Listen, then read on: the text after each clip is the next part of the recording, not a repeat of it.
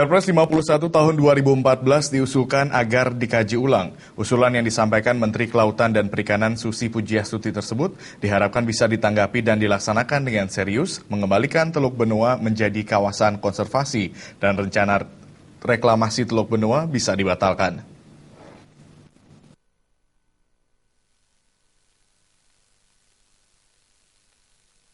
Meski usulan Menteri Kelautan dan Perikanan Susi Pujiastuti terkait Perpres 51 tahun 2014 yang harus dikaji ulang, dinilai pada momentum yang kurang tepat.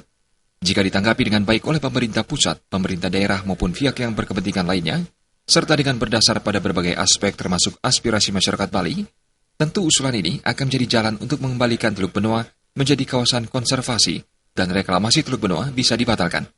Hal tersebut disampaikan Ketua Pasubayan Desa Adat atau Pekaraman Bali Tolak Reklamasi Teluk Benoa, Iwayan Suarsa, dan Koordinator For Bali Wayan Gendo Swardana. Jadi mungkin ini kalau mau ditindaklanjuti dengan serius akan menjadi jalan untuk bisa mengembalikan Teluk Benoa sebagai kawasan konservasi. Kemudian malahan kami di masyarakat adat, jadi bukan sekedar direview, tapi kan sudah diambil suatu keputusan. Karena memang bagi kami masyarakat adat di Bali ini adalah sesuatu yang sudah tidak patut di situ.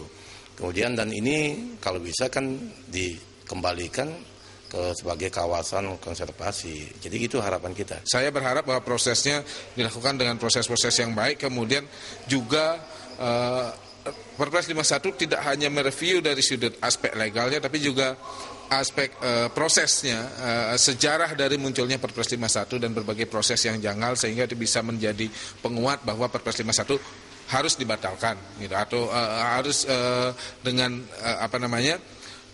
dengan tujuan adalah mengembalikan Teluk Benoa menjadi kawasan konservasi sehingga nanti dipelihara dengan prinsip-prinsip konservasi.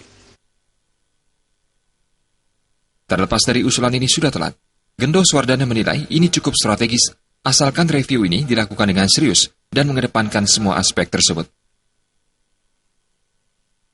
Gargita dan Bayi